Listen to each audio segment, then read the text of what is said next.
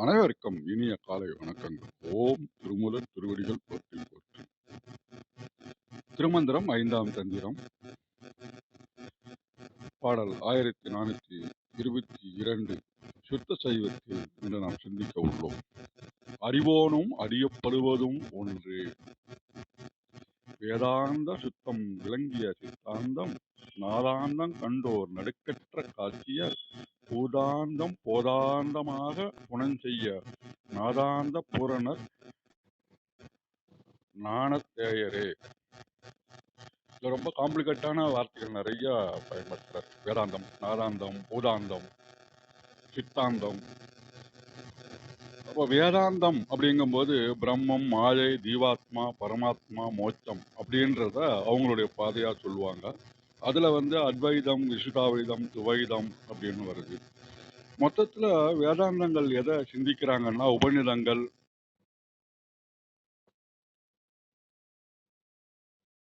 சித்திரங்கள் இருக்கும். அதுல வேதம் அப்படின்றது பாத்தீங்கன்னா அறிவு, அந்தம் அப்படின்னா முடிவு. அப்ப அறிவுக்கு நம்ம மூட்டை கட்டி முடிவு வச்சாதான் ஆன்மீகத்துக்கான பாதையை நாம துவங்க முடியும். இன்டலெக்சுவலா சிந்திச்சு நம்ம இறைவனை போய் டச் பண்ண முடியாது அப்படின்றதுதான் இதுல முக்கியமான விஷயம். அப்ப இந்த பாடல்கள் முதல் வரியில என்ன சொல்ல வராங்கன்னா, வேதாந்தத்தை அதாவது அறிவு நம்ம முடித்து விட்டு ஆன்மா சுதிக்கக்கூடிய மும்மலங்களை நீக்கும் போது நமக்கு சித்தாந்தம் விளங்கும் அப்படின்றாங்க. அந்த சித்தாந்தம் அப்படின்றது வேதாந்தம் முடிகிற இடத்துல இருந்து சித்தாந்தம் ஆரம்பிக்குது அப்படின்னு ஒரு சாரார் சொல்றது உண்டு. அடுத்த வரி, நாதாந்தம் கண்டோர் நடுக்கற்ற காட்சியோர். இந்த நாதாந்தம் அப்படின்றது யோக மார்க்கங்கள்ல ஒன்றாக கூறப்படுகின்றது. அது பிரணவத்தின் உட்பொருளை உணர்ந்து அதன் மூலமாக இறைவனை அடைவது, சிவனை அடைவது. அப்படின்னா ஒரே எண்ணம். நம்ம வாழ்க்கையில நமக்கு பார்த்தீங்கன்னா சம்ஸ்காரங்கள்ன்றது வந்துகிட்டே இருக்கும், எண்ணங்கள் தொடர்ச்சியா வந்துகிட்டே இருக்கும், கண்டினியூஸான எண்ணங்கள் விட்டு விட்டு வந்துகிட்டே இருக்கும். இதை நாம எப்ப ஓர் எண்ணத்துல குவிக்கின்றோமோ அப்பதான் நாம நியர் டு த காடு போக ஆரம்பிக்கின்றோம். ஒரே சிந்தனை, ஒரே எண்ணம் வாய்க்கப்பட்டோம் அப்படின்னாக்கா நம்ம சிவமுக்தியை அடைஞ்சு விட்டோம் அப்படின்றத நம்ம ஆணித்தரமா ஒத்துக்கலாம். அதுக்கு அடுத்தது வரி பார்த்தீங்கன்னா பூதாந்தம், இந்த பஞ்சபூதத்தினுடைய மாயத்திலிருந்து விடுபடணும் அப்படின்னு நினைச்சோம்னா நமக்கு ஞானம் பிறக்கும். அடுத்தது ஆக புனஞ்செய்ய, இறைவனாக ஆகக்கூடிய பக்குவம் பெறணும். பெற்றுட்டோம்னா பேரறிவும் பேரன்பும் உள்ள பிரபஞ்சத்துடன் நாம் கலக்க முடியும் அப்படின்றதுதான் இந்த பாடலுடைய கருத்தாக நான் உணர்கின்றேன். மிக்க நன்றி. வாருங்கள் ரத்னகுமார் ஐயா. வணக்கம். நன்றிங்க. திருச்சிற்றம்பலம். திருமூலர் திருவடிகள் போற்றி போற்றி. திருமூலரின் திருமந்திரத்தில் 5ஆம் தந்திரத்தில் முதல் அத்தியாயம் சுத்த சைவம், அது பாடல் 4 பார்த்து கொண்டிருக்கின்றோம். பாடல் ஒழிக்கின்றது. வேதாந்தம் சுத்தம் இளங்கிய சித்தாந்த நாதாந்தம் கண்டு நடுக்கற்ற காட்சிய பூதாந்த ஆக புனஞ்செய்ய நாதாந்த பூரண ஞான நீயத்தரே. வேதாந்தம் சுத்தம் விளங்கிய சித்தாந்தம் நாதாந்தம் கண்டோர் நடுக்கற்ற காட்சியோ பூதாந்தம் போதாந்தம் ஆக புனம் செய்ய நாதாந்தம் பூரணம் ஞான நேயத்தரே. இதன் விளக்கமாக சரவணன் ஐயா தரத்திலிருந்து, வேதங்களின் எல்லையாக இருக்கின்றவனும் மும்மலங்களும் நீங்கிய பரிசுத்தமான நிலையில் விளங்குகின்ற எண்ணங்களின் எல்லையாக இருக்கின்றவனும் நாதத்தின் எல்லையாக இருக்கின்றவனும் ஆகிய இறைவனை கண்டு தரிசித்தவர்கள் அசைகின்ற எண்ணங்கள் இல்லாமல் எப்போதும் தரிசித்துக் கொண்டே இருக்கின்றவர்கள்.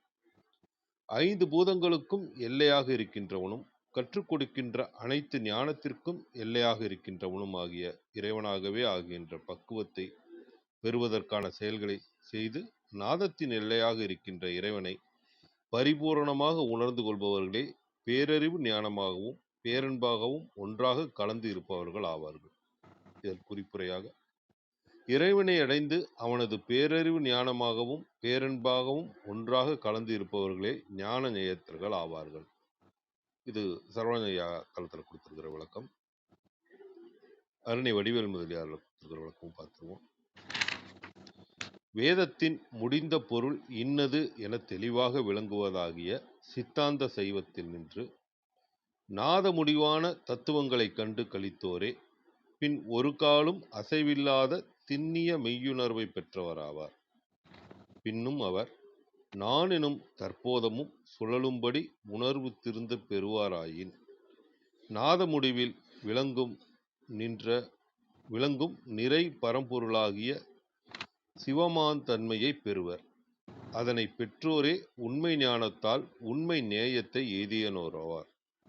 இதன் குறிப்புரையாக சுத்தமா என ஆக்கம் வருவிக்க சித்தாந்தத்துக்கண் நின்று கண்டோர் என்பதில் இடை நின்றன தொக்கன. பூதம் ஏனை தத்துவங்கள் பலவற்றிற்கும் உபலக்கணம். தத்துவங்களின் அந்தத்தில் உள்ள போதம் நான் எனும் பசுபோதம். அஃது அந்தமாதலாவது நீங்குதல், புனம் செய்தல், புனத்தை திருந்த செய்தல் போல செய்தல். ஞான நேயம் ஞானத்தினால் பற்றப்படும் நேயம். வேதாந்தம் தெளிவாதல் சைவ சித்தாந்தத்திலே என்பதை வேதாந்தத் தெளிவாம் சைவ சித்தாந்தம் என்பதனால் அறிக. இதனால் சித்தாந்த சைவத்தின் சிறப்பும் அதன்கண் நின்றாராது பயனும் கூறப்பட்டது. இது தேவாரம் டாட்டா ஒரிஜினல் கொடுத்துருக்கிற விளக்கம். இதை படித்தோன்னே இன்னைக்கு ஐயா வந்துடணும், அர்த்தனார் ஐயா வந்துடணும். அவர் நேற்று சொன்னார் காலாந்தம், யோகாந்தம், போதாந்தம், நாதாந்தம், வேதாந்தம், சித்தாந்தம் இதெல்லாம் சொன்னார். அவர் வந்துடணும்னு நினச்சி ஐயாவுக்கு ஃபோன் பண்ணேன், வந்துட்டார். நன்றிங்க அம்மா. கௌரி அம்மா வாருங்கள் அம்மா. நன்றிங்க. ரொம்ப அருமையான விளக்கங்கள். ஐயாவிலேருந்து நீங்களும் ரொம்ப நிறைய விளக்கங்கள் சொன்னீங்க. ரொம்ப நன்றிங்க ஐயா. நிறையா பேருக்கு இது யூஸ்ஃபுல்லாக இருக்கும். நான் இதை கேட்டுட்டு இருக்க டைமில் பேசுறதுக்கு முன்னாடி நான் கேட்டுட்டு இருக்கப்பெல்லாம் ஃபஸ்ட்டு இந்த படிக்கிறதெல்லாம், ஏன்னா டைம் இருந்தால் தான் முழுசாக போக முடியும். இல்லைனாலும் இந்த என்ன சொல்ல வராங்கன்றதை நான் கேட்குறதுக்கு நீங்கள் சொல்கிறதெல்லாம் நான் கேட்பேன் நான். அதனால் இது ரொம்ப நிறைய பேர் என்ன மாதிரி அதை கேட்குறவங்களுக்கு ரொம்ப யூஸ்ஃபுல்லாக இருக்கும். அதை புரிஞ்சுக்கணுன்ற ஆவல் இருக்கவங்களுக்கு ரொம்ப நிறைவாக இருக்கும். நீங்கள் அதை ரொம்ப அழகாக எடுத்து சொல்கிறீங்க. ரொம்ப நன்றிங்க ஐயா. அனைவருக்கும் அன்பு வணக்கம். ஓம் நந்தியம்பெருமான் திருவடி போற்றி. ஓம் திருமூலர் திருவடி போற்றி. ஓம் நம சிவாய. மந்திரம் 1422. இது சுத்த சைவத்துல 4வது பாடல். இதுதான் இறுதி பாடல். நம்ம சுத்த சைவம் இன்றைய பாடலோட முடியுது. நாளையிலிருந்து அசுத்த சைவம் வருது. இப்ப சுத்த சைவம் என்ன பார்த்துட்டு இருக்கோம்னா, இறையை உணர்ந்தவர்கள் தான் சுத்த சைவர்கள். அவர்கள் அந்த இறையை உணர்ந்து இறைவனையே பற்றி கொண்டிருப்பவர்கள் தான் சுத்த சைவர்கள்ன்றது தான் பார்த்துட்டு வந்திருக்கோம். இப்ப அதை இன்னும் அப்ப அந்த சுத்த சைவர்களோட நிலை எப்படி இருக்குன்னு சொல்ற மாதிரி நான் புரிஞ்சுக்கிறேன் இந்த பாடல்ல. வேதாந்த சுத்தம் விளங்கிய சித்தாந்தம் நாதாந்தங் கண்டோர் நடுக்கற்ற காட்சியர் பூதாந்த போதாந்தமாக புனம் செய்ய நாதாந்த பூரணர் ஞான நேயத்தரே. இதுக்கான translation: The illustrious Saiva Siddhanta is pure Vedanta. Those who have envisioned the Nadanta are the unflattering seers. For them, the Budanta cultivates the Bodhanta, and thus they become the perfect Nadantins and stand in love with Jnana. அப்படின்னு கொடுத்துருக்காங்க. வேதாந்த சுத்தம் விளங்கிய சித்தாந்தம். இதை நான் எப்படி புரிஞ்சுக்கிறேன்னா, வேதாந்த சுத்த ஞானமாக விளங்கியதே சித்தாந்தம் அப்படிங்கிற புரிஞ்சுக்கிறேன். ஏன்னா நேற்றே நீங்கள் சொன்ன மாதிரி தான் அர்த்தனாரி ஐயா சொன்னதான் எனக்கும் இதில் எடுத்துக்கிட்டேன் நான். ஐயா சொன்னாங்க 6 அந்தங்கள் இருக்குன்னு சொன்னாங்க. அதில் கலாந்தம், யோகாந்தம், போதாந்தம், நாதாந்தம் நம்ம நேற்று அதை பற்றி கொஞ்சம் சொன்னாங்க.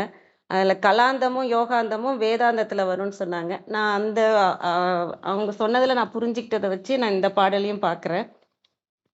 கலாந்தமும் யோகாந்தமும் அந்த கலைகளும் அதாவது நம்ம எப்படி ஆரம்பிப்போம் அப்படின்னா, அந்த ஈகோலேருந்து ஆரம்பிப்போம் இல்லையா? வாழ்க்கை நான் தான் பெரியவன் மற்றவங்கள கஷ்டப்படுத்துறதுலேருந்து ஆரம்பித்து இல்லை அப்புறம் அது தப்புன்னு தெரிஞ்சு மனதில் அடுத்த நிலைக்கு வரும்போது மனதில் வந்து அந்த உணர்ச்சிகளுக்கு அடிமையாகி அந்த உணர்ச்சிகள் சந்தோஷமாக கவலையாக அந்த மாதிரி அது பின்னாடி போயிட்டுருப்போம். அதுக்கு அடுத்த நிலையாக வர்றது வந்து அறிவு நிலைக்கு வருவோம். எது நல்லது கெட்டதுன்ற ஒரு அறிவு நிலைக்கு வந்து ஒரு அடுத்த முன்னேற்ற நிலைக்கு வருவோம். அதுக்கப்புறம் நம்ம வந்து இறைய தேடணுன்ற அறிவு வர்றதுக்கு வந்து ஏதாவது ஒரு விஷயம் வேணும் இல்லையா? ஒரு வேதங்கள்னு இருந்தால் தான் எந்த வழியில போனால் நம்ம இறைவனை அடையலாம் அப்படிங்கிற ஒரு அறிவுக்கான ஒரு பொருள் வேணும். அதுதான் வேதங்களாக இருக்கிறது நமக்கு. அது எவ்வளோ இப்போ முக்கியங்கிறது எனக்குலாம் இப்போ புரிய வருது. அது இல்லைன்னா நமக்கு இந்த இறைவனை பற்றியும் தெரியாது. இந்த எது நல்லது கெட்டதுன்னு சொல்கிறதுக்கும் ஒன்றும் யாருமே இருந்திருக்க மாட்டாங்க. எல்லாருமே மனதோடையே போயிட்டு இருக்கிற மாதிரி இருக்கும். அதனால அந்த வேதங்கள் தான் ஸ்டார்டிங்காக எது நல்லது கெட்டது, எதில் நீ போகணும், எதை படிக்கணும், எதை கற்கணும், அந்த கற்க வேண்டியவனை கற்று அப்படிங்கிறாங்களே, நீங்கள் எதெல்லாம் செய்யணும், அதான் கலாந்தமாக பார்க்குறேன். கலைகள், யோக கலைகள், யோகாந்தமாக பார்க்குறேன். உடம்பும் மனம் ஆன்மா இதெல்லாம் நான் சரி செய்யணும் அப்படிங்கிறத சொன்ன விஷயந்தான் வேதங்கள். அப்புறம் வாழ்க்கை நெறியும் சொன்ன விஷயங்கள் தான். அதுலேருந்து கிடைத்த ஞானத்தை வச்சு சுத்த ஞானத்தால், அதாவது சுத்த ஞானத்தால் அதுலேருந்து கிடைக்கிற ஞானத்தை வச்சு விளங்கியது தான் சித்தாந்தம்ன்ற மாதிரி நான் புரிஞ்சுக்கிறேன். நேற்று ஐயா சொன்னாங்க போதாந்தமும் நாதாந்தமும் சேர்ந்தது தான் சித்தாந்தம்னு சொல்லிட்டு. போதாந்தங்கிறது ஞானம் தான், நாதாந்தம் அந்த இறை நிலை தான். அந்த இதிலிருந்து இந்த ஸ்டெப்பெல்லாம் ஃபாலோ பண்ணி, இந்த வேதங்களுக்கான ஸ்டெப்லாம் ஃபாலோ பண்ணி வரும்போது நமக்கு கிடைக்கிறது வந்து சித்தாந்தம். சித்தாந்த நெறியில் நம்ம இருக்கும்போது நமக்கு என்ன அடுத்த உணர்வா வரும்னா நாதாந்தம் தான். நாதாந்தம் கண்டோர் நடுக்கற்ற காட்சியர். நாதாந்தம் கண்டோர்னா அந்த உணர்வு நிலைக்கு மேலே ஆக்ஞா சக்கரத்துக்கு வந்துட்டவங்க, இறைய உணர்றவங்க. கண்டோர் நடுக்கற்ற காட்சியர். நடுக்கற்ற காட்சியர்னா ரொம்ப தெளிந்த எந்த குழப்பமும் இல்லாத தெளிந்த ஞானத்தில் இருக்கிறவங்க. நடுக்கற்ற அதில் வந்து ஷேக்னஸ் இருக்காது. அது வந்து உண்மை பொருளை உணர்ந்து மனம் வந்து அடங்கி அமைதியில் இருக்கிற மனம் நம்ம சொன்னோம் இல்லையா, ஈகோ மனமெல்லாம் தாண்டி வந்திருக்கிறோம். அந்த மனமும் அடங்கி அந்த இறை உணர்வுலே இருக்கிற விஷயந்தான் நாதாந்தம். அதுதான் நம்ம அந்த ஆக்ஞா சக்கரத்தை தாண்டுற விஷயம் அந்த நாதாந்தத்தில் இருக்கிறப்ப. பூதாந்த போதாந்தமாக புனம் செய்ய அப்படின்னா சாகுபடி செய்ய, கல்டிவேட் பண்ணுறது. இல்லை சாதாரணமாக பார்க்குறேன் சீரமைத்தல்னு சொல்லலாம். நம்ம இங்கே என்ன சாகுபடி செய்யும் அப்படின்னா பூதாந்தம், ஐம்புலன்கள் இருக்கு இல்லையா, ஐம்பூதங்கள் எது வேணாலும் நம்ம எடுத்துக்கலாம். ஐம்புலன்கள் ஐம்பூதங்கள் தான் பூதாந்தம். ஐம்பூதங்கள்னா நிலம் நீர் ஒரு நிமிஷம் நிலம் நீர் காற்று ஆகாயம் நெருப்பு இதெல்லாம் இல்லையா. இந்த ஐம்பூதங்களுக்கான சக்கரங்கள் நமக்கு தெரியும். நிலம் வந்து மூலாதாரம், நீர் வந்து சுவாதிஷ்டானம், மணிப்பூரகம் வந்து நெருப்பு, அநாகத்தம் வந்து காற்று, விசுதி ஆக்ஞாலாம் ஆகாயத்தில் சேரும்.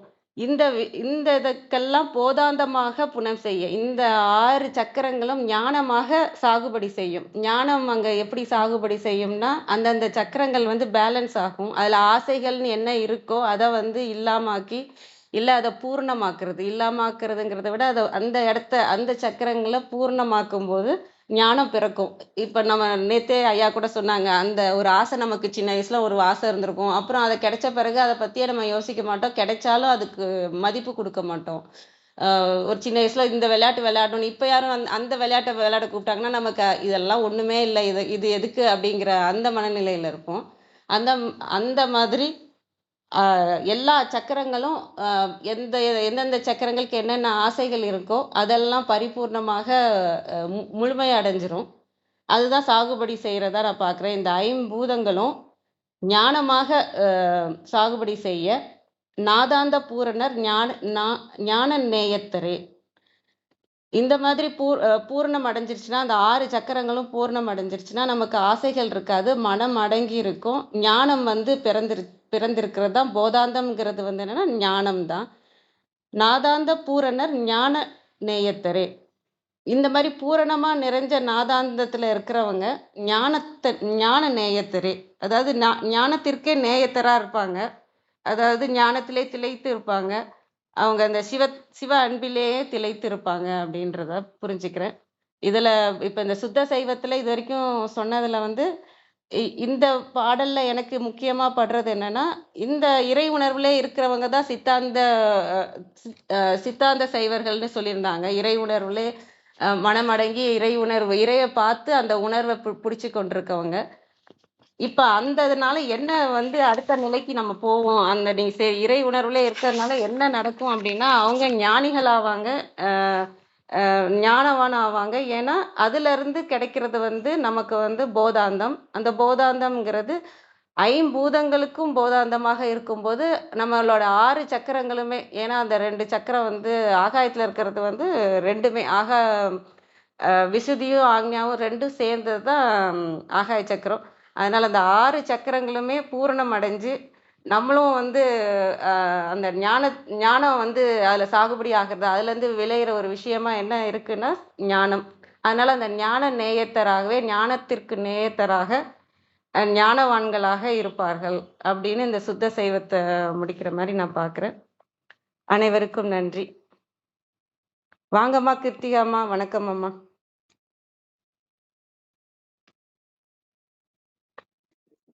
விந்தியம்மா இருக்காங்க, முடிச்சிடட்டும், அப்புறமா நான் பேசுறேன். வித்யாம்மா வெளியே போயிட்டாங்கன்னு நினைக்கிறேம்மா. இல்லை, எனக்கு காமிக்கல.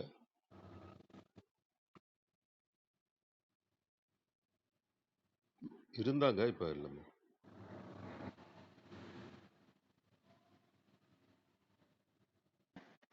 அவங்க காட்டலையே கிருத்திகா. சரியா, நான் உள்ள வரும்போது இருந்தாங்க. அதனால இந்த மந்திரம் 1422.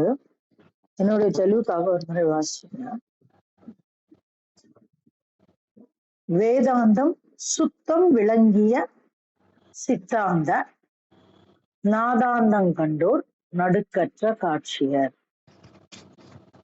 பூதாந்தம் போதாந்தமாக புனஞ்செய்ய நாதாந்த பூரணர் ஞான நேயத்தரே அப்படின்னு சொல்றாங்க. நம்ம ஓவராலா பார்க்கணும்னா, சுத்த சைவத்தை அடிப்படையாக கொண்டு நாதாந்தத்தை பரிபூர்ணமாக உணர்ந்தவரே, இல்லைன்னா அந்த இடத்துல உணரக்கூடியவரே பேரறிவாக விளங்குகின்ற சிவம் அப்படின்னு நம்ம புரிஞ்சுக்கலாம். இதுல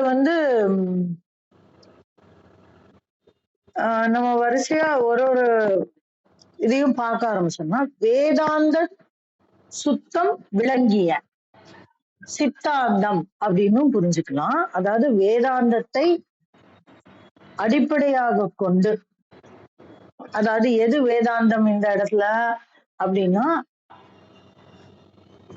சைவத்தை நமக்கு போதிக்கக்கூடிய வேதங்கள் அப்படின்னு நம்ம எடுத்துக்கலாம். வேதாந்தம் அப்படின்னா மொத்த வேதத்தினுடைய அந்த யாராலையாவது புரிஞ்சுக்க முடியுமா? அளவிடக்கூடியதா? அப்படி இல்லை. அந்தம் வரை, அதாவது நம்முடைய ஆழம் வரை விளங்கக்கூடிய அளவிற்கு வேதாந்தத்தை நாம் பற்றி கொள்ள வேண்டும். ஒன்னும் வேண்டாம், கஜானனம் பூதகணாதி சேவிதம் அப்படிங்கிறத கூட, அந்த ஒரு ஒரு ஒரு மந்திரத்தை கூட நம்ம ஆழமாக நம்முள்ளே வேறு ஊன்றத்தக்க, அதான் நடுக்கற்ற காட்சியர் அப்படின்னு சொல்றாங்க. அப்படி அது எங்க இருந்து எடுத்துட்டு போகணும், எங்க வரைக்கும் எடுத்துட்டு போகணும் அப்படிங்கிறது தான் அந்த இடத்துல முக்கியம். வேதாந்தம் சுத்தம் விளங்கிய சித்தாந்தம் அப்படின்னா அந்த வேதத்தின் அடிப்படையாக கொண்ட சித்தாந்தம் அப்படின்னும் புரிஞ்சுக்கலாம். இன்னொன்னு வேதாந்த சுத்தம் விளங்கிய, அதாவது அந்த அந்த வேதாந்த சுத்தம் விளங்கக்கூடிய அளவிற்கு சித்தாந்த நாதாந்தம் கண்டோம். அப்ப நம்ம இந்த இடத்துல நாதாந்தத்துக்கும் முன்னாடி சித்தாந்தத்தை வச்சு பார்க்கலாம். எப்படி நாதாந்தத்திற்கு முன்னால் சித்தாந்தத்தை வைத்து பார்ப்பது அப்படின்னு கேட்டானாக்க, நம்ம இதுவும் படிநிலை தான். நம்ம நாதாந்தம், நாதத்தினுடைய அந்தமாக நாம் நினைக்கக்கூடியது நம்முள்ளே இருந்து பெறக்கூடிய அந்த நாதம், இது ஒண்ணு. ஆனா நம்முள்ளே காணக்கூடிய நாதாந்தத்தை இந்த உலகெல்லாம் காணக்கூடியது. நீங்க நீங்க நீங்க எப்போ எதை கேட்டாலும் அதனுள்ளே நாதமாக ஒலிக்கின்ற தேவியை, நாதமாக ஒலிக்கின்ற பரத்தை நம்மால் புரிந்து கொள்ள முடியும். அதுதான் சித்தாந்த நாதாந்தம். அந்த அந்த அந்த கான்செப்ட், அந்த அந்த தன்மை, அது கருப்பொருளற்றது. இப்ப நம்ம நாதம்னாலே அதுக்கு ஒரு ஒலி அமைப்பு நம்ம வைக்கிறோம். ஒரு 10 விதமான ஒலி அமைப்பு, வார்மணி கடல் அப்படின்லாம் சொன்னாங்க இல்லையா? சங்கு, வார்மணி கடல், முன்னாடியே திருமூலரும் சொல்லி கொடுத்திருப்பாரு நமக்கு. அந்த மாதிரி ஒரு ஒரு ஒலி அமைப்பை உடனாக வைத்திருக்கிறோம். நான் அன்னைக்கு பேசும்போது கூட பீஜத்திற்கு உண்டான ஒலி அமைப்பாக ஒரு சில விஷயங்களை நம்ம உருவகப்படுத்துறோம். அப்படின்னா அந்த ஒரு குறிப்பிட்ட துவனியை நமக்கு அடையாளப்படுத்துறோம். இல்ல அந்த ஓம் என்பது ஒரு அடையாளம். அந்த அந்த அடையாளத்தை தாண்டி நம்மால அந்த ஓம் என்கின்ற அந்த நாதத்தை நம்ம எங்கிருந்து வேண்டுமானாலும் பெற முடியும். உள்ள இருந்தும் எடுத்துக்கலாம், வெளியில இருந்தும் எடுத்துக்கலாம், இந்த ஃபேன் ஓடுற சத்தத்துல இருந்து எடுத்துக்கலாம், பறவை கத்துறதுல இருந்து எடுத்துக்கலாம். எங்கிருந்து வேண்டுமானாலும் அந்த ஓமை நாம் எடுத்துக்கொள்ளலாம். ஓம் என்கின்ற அந்த ஒரு ஃப்ரேமை எடுத்துக்கலாம். இல்ல அப்படின்னா அந்த ஃப்ரேமே இல்லாம கேட்கின்ற அத்தனையுமே பிரணவமாக நம்மால் புரிந்து கொள்ள முடியும். இது கொஞ்சம் ஆழமான விஷயம். இல்லைங்க, நீங்க பிரணவத்தை நம்ம ஓம் என்ற ஃப்ரேம் இல்லாம புரிஞ்சுக்க முடியுமா அப்படின்னா முடியும். அதுதான் இந்த சித்தாந்த நாதாந்தம் என்று சொல்லக்கூடிய ஒரு விஷயம். என்னன்னா நம்ம மனசு ஓம்னு நம்ம ஃப்ரேம் போட்டோம்னா அதையேதான் தேடிக்கிட்டு இருக்கோம். அப்படி இல்ல, யூ கேன் ஐடென்டிஃபை அந்த அந்த அத நம்மளால எல்லா இடத்திலிருந்தும். இப்ப நான் ஏற்கனவே இந்த அடையாளத்தை சொல்லியிருக்கேன். சீனி சாப்பிடாம இருங்க, எந்த ஸ்வீட்டும் சாப்பிடாமலே இருங்க. ஒண்ணும் வேண்டாம், ஒரு 2 வாரம் இருங்க போதும். எந்த ஸ்வீட்டே எடுத்துக்க கூடாது.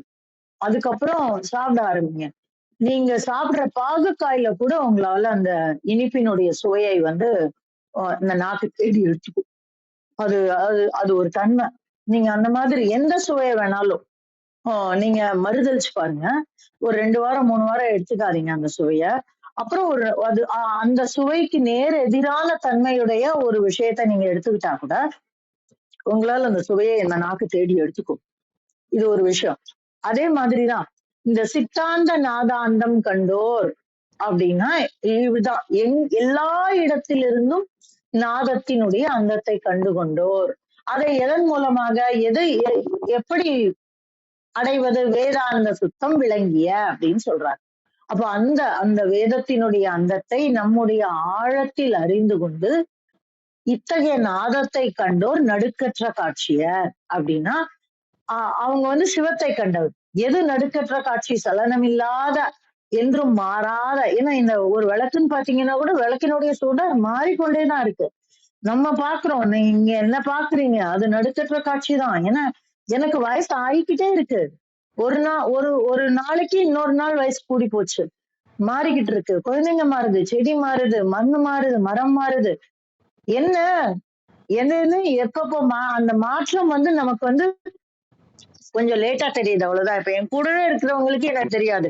திடீர்னு என்ன பார்த்தா, என்ன இவ்வளவு இழைச்சிட்ட, இல்ல என்ன இவ்வளவு வயசாயிடுச்சு உனக்கு அப்படின்னு கேட்பாங்க. ஆனா கூடவே இருக்கிறவங்களுக்கு தெரியாது. ஏன்னா நம்ம கண்ணு அத்தகையது. ஆனா நம்ம மாறிக்கிட்டே தான் இருக்கோம். ஏங்க, ஒரு நாளைக்கு ஒரு நாள் வயசாகுதுன்னா ஒரு நிமிஷத்துக்கு ஒரு நிமிஷம் வயசாகாதா? வயசாகும் தானே. அப்ப அதெல்லாம் நடுக்கம் இருக்கக்கூடிய காட்சி, அதாவது மாறக்கூடிய காட்சி. ஆனால் மாறாத தன்மையை உடையவர் யாரு அப்படின்னா அந்த இறைப்பரம்பொருள். அவரை புரிந்து கொண்டோர், அவரை கண்டு கொண்டோர் தான் அந்த நடுக்கற்ற காட்சியர். அப்புறம் பூதாந்தம் போதாந்தமாக புனன் செய்ய. அப்ப இந்த பூதாந்தம் அப்படிங்கிறது நம்மளுடைய இந்த பெண்ட நிலைய சொல்லக்கூடியது. இந்த பூதாந்தம் போதாந்தமாக புனன் செய்ய. அப்ப அதுதான் அறிவு. அப்ப இந்த இந்த இந்த இந்த பூதாந்தத்தினுடைய தொடக்கம் என்ன அப்படின்னு பாத்தீங்கன்னா பிருத்வி அப்படின்னு சொல்லக்கூடிய இந்த நிலம். அந்த நிலத்தை அடிப்படையாக கொண்ட அந்த தத்துவத்திலிருந்தே போதாந்தம் ஆரம்பித்து விடுகிறது. இப்போ போதாந்தமாக புனன் செய்ய நாதாந்த பூரணர் ஞான நேயத்தரே அப்படின்னு சொல்றாங்க. நாதாந்த பூரணர் அப்படின்னா அவர்கள் தான் யாரு? இந்த நடுக்கற்ற காட்சியை கண்டவர். அப்ப நாதாந்த பூரணர்னா என்ன? எதை நம்ம பூரணம்னு சொல்றோம்? முழுமையான ஒரு விஷயத்தை தான் நம்ம பூரணம்னு சொல்றோம். அப்ப நான் எனக்குள்ள மாத்திரம்தான் நாதத்தை கண்டுகொள்ள முடிகிறது. எதிர்க்க யாராவது பேசினா கோவம் வருது அப்படின்னா இல்ல.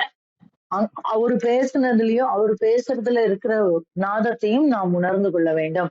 இந்த மரத்துல இருக்கிற நாதத்தையும் உணர்ந்து கொள்ள வேண்டும். இந்த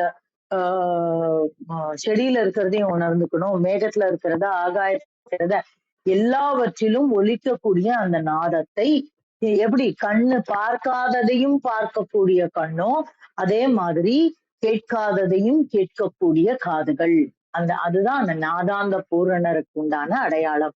இல்ல பூரணம்ங்கிறது அப்பதானே முழுமை அடையும். ஒரே ஒரு விஷயத்த மாத்திரம் பற்றி கொள்றதுன்னா அது முழுமை அடையுமா? இல்லல்ல. அது ஒரு பகுதி. அவ்வளவுதான். என்னால அந்த இந்த இந்த ஹெர்ட்ஸ்ல இருக்கக்கூடிய ஒலியை மட்டும்தான் உணர்ந்து கொள்ள முடிகிறது, கேட்க முடிகிறது அப்படின்னா அது பூரணம் கிடையாது. எல்லா இடத்துல இருக்கக்கூடிய அந்த விஷயத்தையும் நம்மளால உணர்ந்து கொள்ள முடியும். அத்தகைய நாதத்தை உணர்ந்து கொண்டோர். அது எங்க இருக்கு? அது எப்போ அப்படி உணரும் போது பூதாந்தம் போதாந்தமாக மாறிவிடும். அப்ப இது ஞானம். இந்த போதாந்தம்னா ஞானத்தினுடைய நிலை, போதத்தின் அந்தம், பேரறிவு. அதுதான் அது. அந்த இடத்துல பூதாந்தம், இந்த பிருத்வி முதற்கொண்டு இருக்கக்கூடிய அத்தனை விஷயங்களும் ஞானமயமாக மாறிவிடும். அதனால்தான் ஞான நேயத்தயிரே. நேயம் அப்படின்னா விருப்பம் இல்லையா? அப்ப ஞான நேயத்தயிரே அப்படின்னா ஞானத்திற்கு விருப்பமானவர்களாக, ஞானத்தை விரும்புவர்களாக அந்த நாதாந்த பூரணர் இருப்பார் அப்படின்னு நம்ம இந்த இடத்துல புரிஞ்சுக்கலாம். இது ரொம்ப ஆழமான ஒரு விஷயம். நம்ம தொட்டு தொட்டு தொட்டு தொட்டு நீங்க பாத்தீங்கன்னா இந்த சித்தாந்த நாதாந்தம் அப்படிங்கிறதே ரொம்ப பிரம்மாண்டமா இருக்கும் நமக்கு. நம்ம இன்னும் உள்ள போக போக இன்னும் அற்புதங்களை உணர்த்தக்கூடியது. அதே மாதிரி பூதாந்த போதாந்தம் அப்படிங்கிறது பேரறிவு அப்படின்னு ஒரே வார்த்தையில சொல்லலாம். ஆனா அவ ஏன் 2 வார்த்தையில சொல்றாரு? ஏன் பூதாந்தம் போதாந்தமாக புனஞ்செய்ய அப்படின்னு சொல்றாரு அப்படின்னா, மாறணும். அந்த அண்டம் எப்படி இருக்கிறதோ அதே மாதிரி இந்த பிண்டம் மாறணும். அப்ப என்ன நடக்கும்? இந்த இந்த இந்த பிண்டத்தினுடைய அத்தனை தன்மைகளும் போய் அந்த அண்டத்தினுடைய தன்மை நமக்குள்ளே நிரம்ப ஆரம்பிக்கும். அப்ப இந்த இந்த பிருத்வியினுடைய கூறு, ஆகாயத்தினுடைய கூறு கூட சேர்ந்து அந்த 5ம் சேர்ந்துருச்சுன்னா, இந்த 5பூதங்களும் சேர்ந்துருச்சுன்னா என்ன நடக்கும்? இது சொல்லக்கூடிய அந்த இது. நீங்க பாத்தீங்கன்னா சொல்லுவாங்க. நமக்கு இந்த இந்த நாதத்தினுடைய ஆரம்பமே இந்த ஆகாய கூறினுடைய இதுலதான் ஆரம்பிக்கும். அந்த அந்த அதிர்வு நம்மளால தாங்க முடியாது. நீங்க யோசிச்சு பாருங்க. இந்த காதுக்குள்ள சதா இப்ப எதுக்குன்னா டிட்டனஸ்னா என்னெல்லாமோ பேர்லாம் சொல்றாங்க ஆங்கிலத்துல. ஆனா அந்த அந்த மாதிரி இருக்கிறவங்களால வெளியில கான்சென்ட்ரேட் பண்ணவே முடியாது. அப்படிதான் இந்த பிறழ்வு எல்லாம் நடக்குது. ஆனா அதை எல்லாத்தையும் நம்ம தாண்டி வரணும்னா என்ன இருக்கணும் அப்படின்னா வேதாந்த சுத்தம் விளங்கிய சித்தாந்தமாக அது அமைய வேண்டும். அப்போ அது வேதத்துல சொல்லப்பட்டிருக்கிறது. இதெல்லாம் நடக்கும் அப்படின்னு. எப்படி ககனமார்க்கமாக அகத்தியர் அங்கிருந்து இங்க வந்தாரு? ஏன் திருமூலர் எப்படி அங்கிருந்து இங்க வந்தாரு? ஏன் எப்படி உடம்புல இருந்து மூலனுடைய உடம்புக்கு போனாரு? எப்படி 3000 வருடங்கள் இருந்தாரு? இதெல்லாமே இந்த அண்டமும் பிண்டமும் கலந்த ஒரு விஷயம்தான். இந்த பிண்டத்தை அண்டமா மாத்திக்கிட்டாரு. அதனாலதான் அவரால் அதெல்லாம் பண்ண முடிஞ்சது. சோ இதெல்லாமே ஒரு ஒரு ரொம்ப ரொம்ப ஆழமான விஷயம். நம்ம இன்னைக்கு நான் சொன்ன மாதிரி இந்த 5ஆம் தந்திரத்துல இருந்து நம்மளால ஒரு ஒரு ஒரு விளக்கம் மாத்திரம் சொல்லிட்டு வெளியில போயிடவே முடியாது. அந்த மாதிரி அந்த விளக்கம் சொல்லிட்டு அடுத்த விஷயத்துக்கு நகர்ந்துடவும் முடியாது. அதுலயே 1000 பொருட்கள் இருக்கு. நீங்க நீங்க மீண்டும் மீண்டும் அந்த விஷயங்கள் பாருங்க. மீண்டும் மீண்டும் அந்த விஷயத்த உள்ள ஊறி ஊறி ஊறி எனக்கு சொல்லி கொடுங்கன்னு திருமணம் கிட்ட கேளுங்க. அவர் கண்டிப்பா சொல்லி தருவாரு. அத்தகைய ஒரு அற்புதமான ஆழமான மந்திரம். அதை உங்களோடு பகிர கிடைத்த இந்த காலை வேளைக்கு நன்றி சொல்லி என்னுடைய பகிர்தலை முடித்துக் கொள்கிறேன். நன்றி. அருமைமா, மிக அருமை. நாதாந்த பூரணர் உங்களோட விளக்கம் ரொம்ப அருமையா இருந்தது. தெளிவான விளக்கம்மா. ரொம்ப அருமையா இருந்தது. நன்றிங்கம்மா. விந்தியாம்மா வாங்கம்மா. வணக்கம் அம்மா. அனைவருக்கும் வணக்கம். ஓம் சிவசக்தி போற்றி. ஓம் திருமூலரே போற்றி. 1422வது திருமந்திரம். சிவன் அருள் பெறும் சீலர். திருமந்திரம்.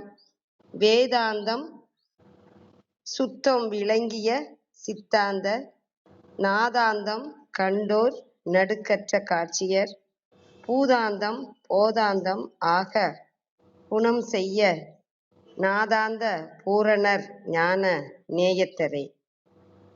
வேதத்தின் முடிவான பொருள் சுத்த சைவம் கூறுகிற முடிவுகளே ஆகும். நாதாந்தம் கண்டோர் நடுக்கற்ற காட்சியர். இந்த உண்மையை உணர்ந்தவர் நாத முடிவாக இருக்கின்ற பரம்பொருளை உள்ளத்துள்ளே கண்டு உள்ள உறுதி குலையாது அதிலேயே ஒன்றி கலந்து இருக்கின்றவர் ஆவர். பூதாந்தம் போதாந்தம் ஆக புனம் செய்ய புவி பொருள் சேர்க்கையான பஞ்சபூத மற்றும் மாயைகளினால் வரும் அறிவை ஞான சித்தி அடையத்தக்க வழியில் மனதை பக்குவப்படுத்தியவர்கள் நாதாந்த பூரணர் ஞான நேயத்தரே.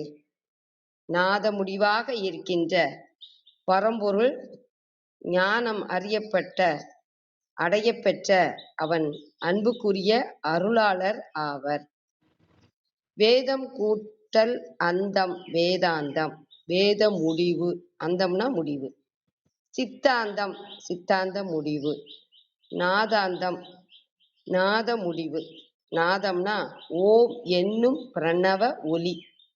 நடுக்கம் தளர்வு தடுமாற்றம். காட்சி தரிசனம்.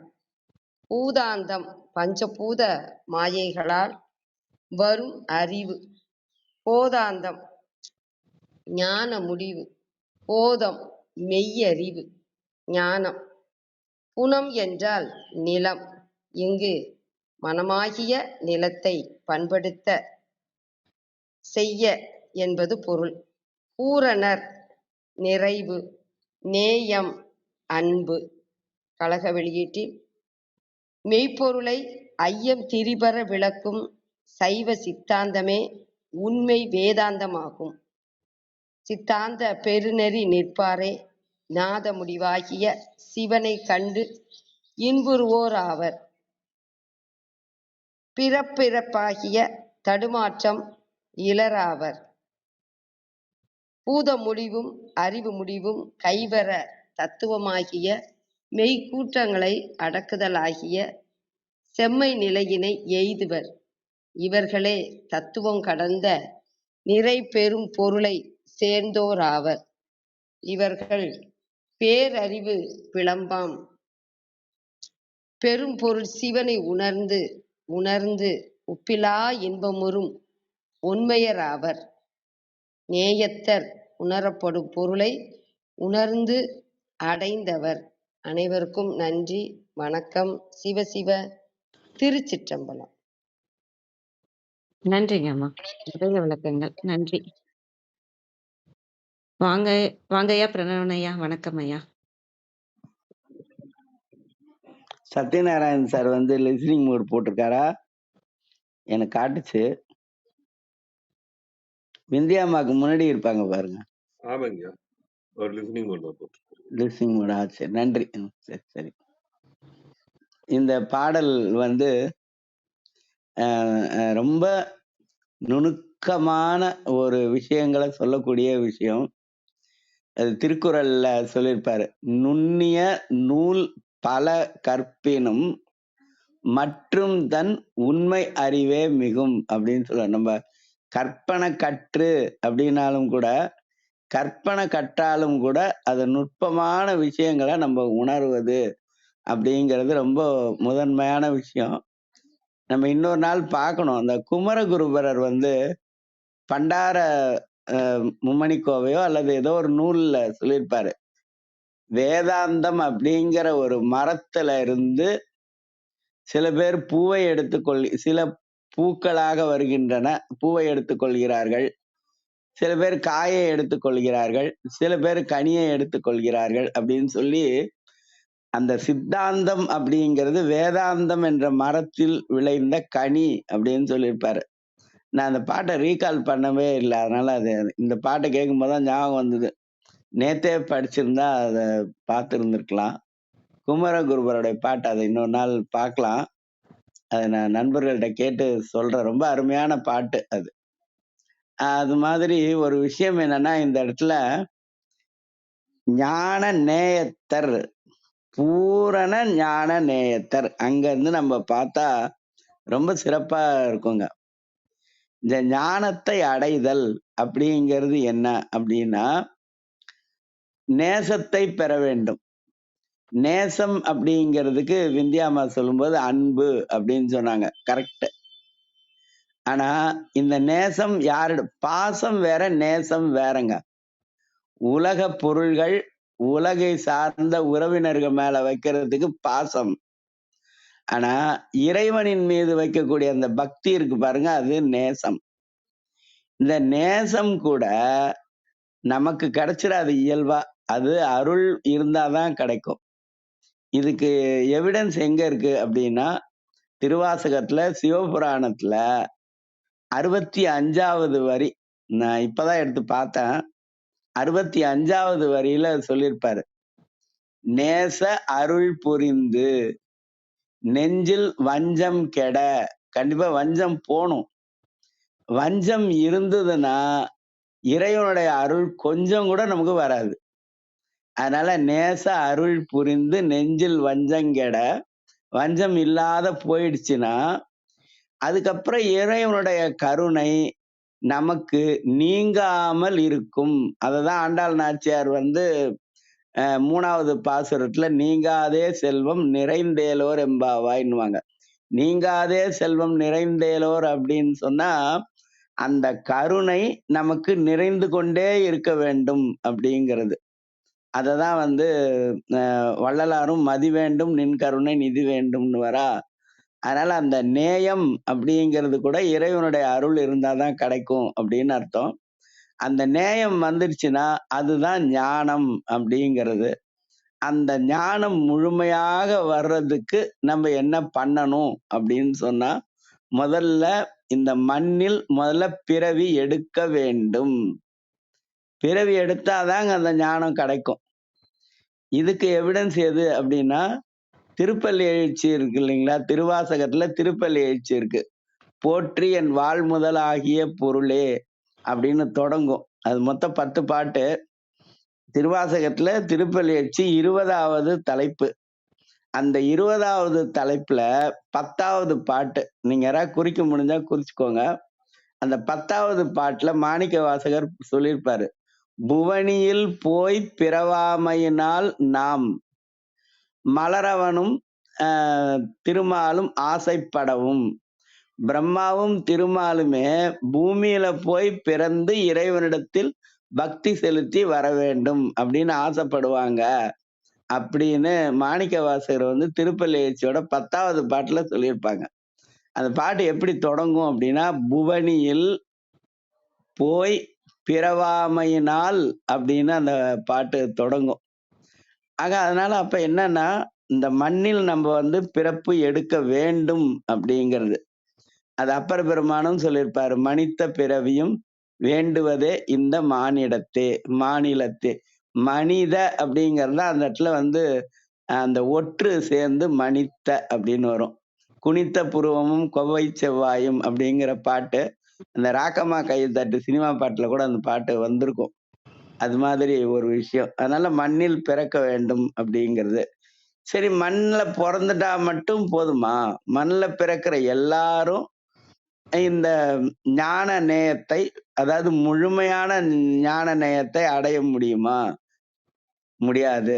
அப்ப யாருக்கு கிடைக்கும் அப்படின்னு பார்த்தா, அந்த நாதாந்தம் அப்படிங்கிற ஒரு விஷயம் இருக்குல்ல, அதை யார் ஆய்ந்து உணர்ந்து கொண்டார்களோ அவர்களுக்கு இந்த பிறவி என்பது மறுபடியும் வராது. ஒரு தடவை வரும். அதுக்கப்புறம் நம்ம இறைவனை உணர்ந்துட்டோம்னா மறுபடியும் வராது. அதனால அந்த பிறவி மீண்டும் வருமோ, மரணம் மறுபடியும் வருமோ அப்படிங்கிற நடுக்கம் அவங்களுக்கு இருக்காது. இதுக்கு அபிராமி அந்தாதியோட 51வது பாட்டு. அருளொன்றில்லாத அசுரர் தங்கள் முரணன்று அழிய அரணம் பொருள் என்ற அருளொன்றில்லாத அசுரர் தங்கள் முரணன்று அழிய முனிந்த பெம்மானும் முகுந்தனுமே சரணம் சரணம் என நின்ற நாயகி தன்னடியார் மரணம் பிறவி இரண்டும் எய்தார் இந்த வையகத்தே அப்படின்னு அந்த பாட்டு சொல்லியிருக்கோம்.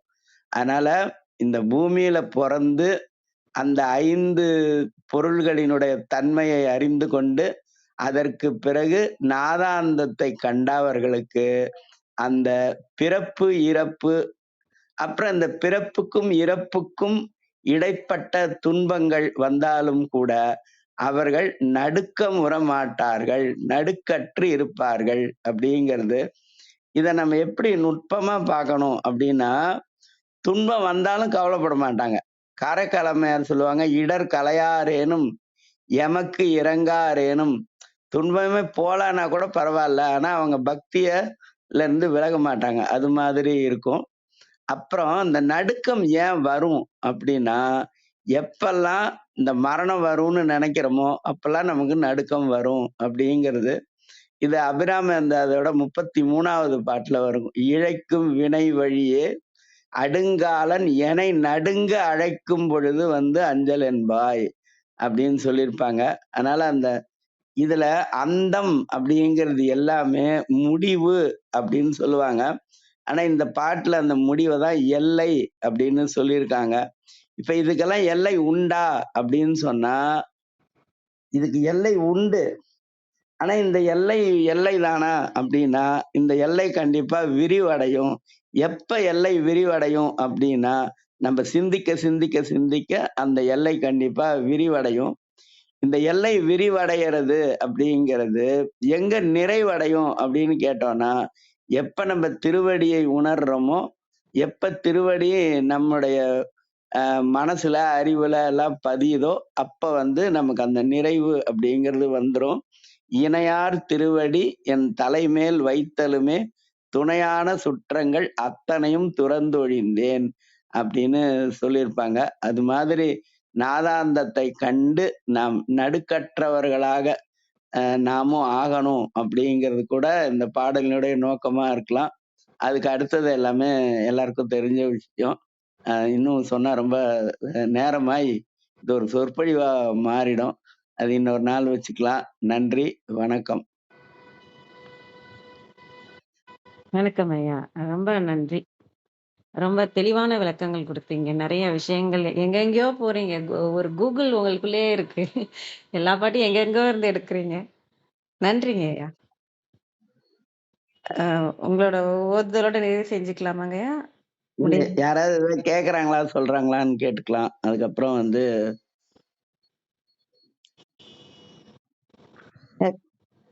கருத்து இருந்தாலும் சொல்லலாம், கேள்வி இருந்தாலும் கேட்கலாம். சரி. இப்ப இதுல வந்து நம்ம ஓதுவதற்கு நிறைய பாடல் இருந்தாலும் கூட 51வது பாட்டை பார்த்துக்கலாம். ஏன்னா அதிகமான எண்ணிக்கை எங்க உயர்ந்த எண்ணிக்கை ஏதோ அந்த பாட்டை எடுத்துக்கலாம். நம்ம அபிராமி அந்தாதியோட 51வது பாடல். நான் எப்பவுமே செவ்வாய்க்கிழமை வெள்ளிக்கிழமை அபிராமி அந்தாதி எத்தனை பாட்டு தெரியுமோ அத்தனை பாட்டு ஓதுறது ஒரு பழக்கம். அதனால அதே பாட்டு இன்னைக்கு எடுத்துக்கலாம். அரணம் பொருள் என்ற அரணம்னா பாதுகாப்பு, டிஃபென்ஸ். அது அரணம் பொருள் என்ற அருளொன்றில்லாத அசுரர் தங்கள் அரணம் பொருள் என்ற அருளொன்றில்லாத அசுரர் தங்கள் முரணன்றழிய முனிந்த பெம்மானும் முகுந்தனுமே அரணம் பொருள் என்ற அருளொன்றில்லாத அசுரர் தங்கள் முரணன்றழிய முனிந்த பெம்மானும் முகுந்தனுமே சரணம் சரணம் என நின்ற நாயகி. முகுந்தன் ஒரு முதல் சரணம் அடைகிறாரு, அப்புறம் பெம்மான் ஒரு தடவை சரணம் அடைகிறாரு. அது 2 தடவை போட்டிருக்காங்க. முகுந்தனும் பெம்மானுமே சரணம் சரணம் என நின்ற நாயகி தன்னடியார் மரணம் பிறவி இரண்டும் எய்தார் இந்த வையகத்தே. அரணம் பொருளென்ற அருளொன்றிலாத அசுரர் தங்கள் முரணன்றழிய முனிந்த பெம்மானும் முகுந்தனுமே சரணம் சரணம் என நின்ற நாயகி தன் அடியார் மரணம் பிறவி இரண்டும் எய்தார் இந்த வையகத்தே. சிவா திருச்சிற்றம்பலம். நன்றி. நன்றிங்க ஐயா. அருமை ஐயா. நன்றி. வாங்க ஐயா ரத்னகுமார் ஐயா. நிறைவு செஞ்சுக்கலாம். நன்றிங்க. நன்றிங்க. நன்றி அர்த்தக்கரியா. யான் பெற்ற இன்பம் பெருக இவ்வையகம் பான் பற்றி நின்ற மறைபொருள் சொல்லினேன் என்றும் காலை எழுந்து கருத்தறிந்து ஓதினேன் ஞான தலைவனை நன்னுவர் என்று என்றும் கூறிய திருமூலரின் கூற்றிற்கேற்ப வந்திருந்து கருத்துக்களை கூறி தெளிவுபடுத்திய சான்றோர்களுக்கும் செவி கொடுத்து சிறப்பித்த மெய்யன்பர்களுக்கும் மிக்க நன்றி. தளம் நிறைவடைகிறது. மீண்டும் நாளை காலை 6:30 மணிக்கு கேள்வி ஞானம் ஆன்மசாசம் நிகழ்வில் சந்திப்போம். 5, 4, 3, 2